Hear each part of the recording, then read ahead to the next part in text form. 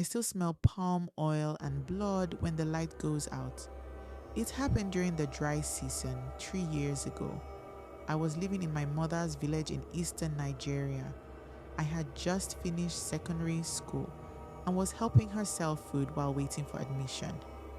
Power was bad, phones barely worked, and everyone slept early.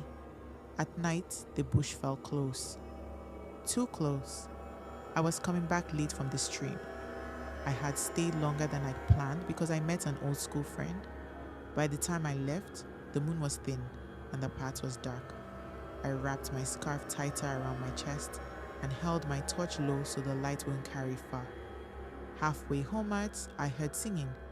Not church singing, not happy, low voices, slow, like a warning. I stopped.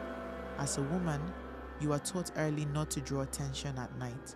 I stepped off the path and hid behind a mango tree, pressing my back into the bark. That was when I saw them. 5 men, bare chests, white chalk on their faces, red cloth tied around their waists.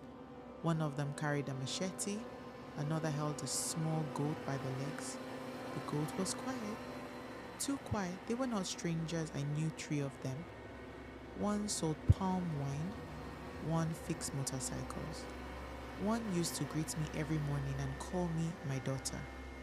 This is the part people don't believe. They think evil always looks strange.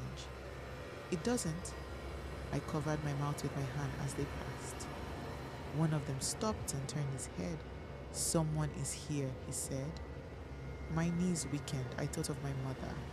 I thought of how my rapper would not save me if they found me. Another man laughed. "It's Bush." "Or your fear."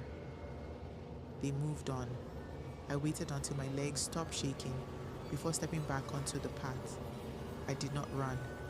In the village, a woman running at night brings questions she doesn't want. The next morning, a child was missing, a boy, about 10.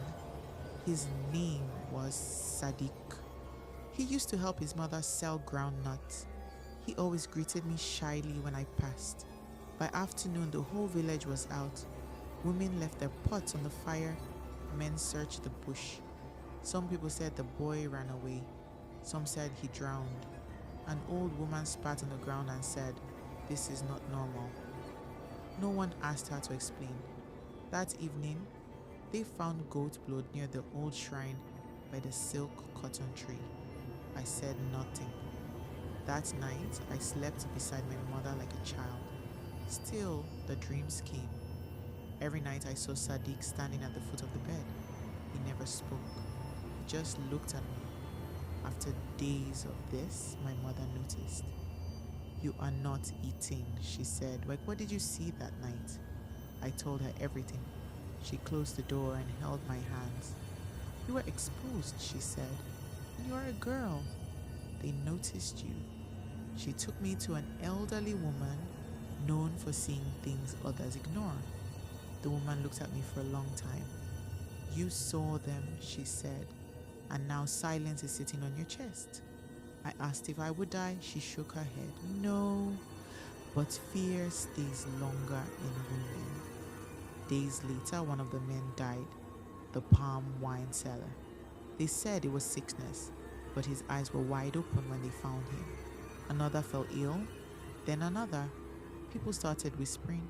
The police came back. This time names were mentioned. One night, one of the men came to our house. I recognized his voice immediately. "Tell her to forgive me," he said outside. I didn't know it would be a child. I stood behind my mother shaking. "I wanted money," he said. "I wanted respect." My mother did not open the door.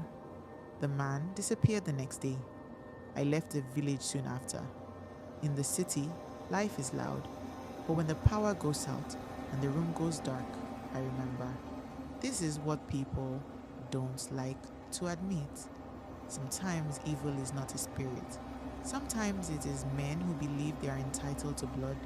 Sometimes it survives because a woman chooses silence to stay alive. I survived, but something followed me out of that village and it still knows my name.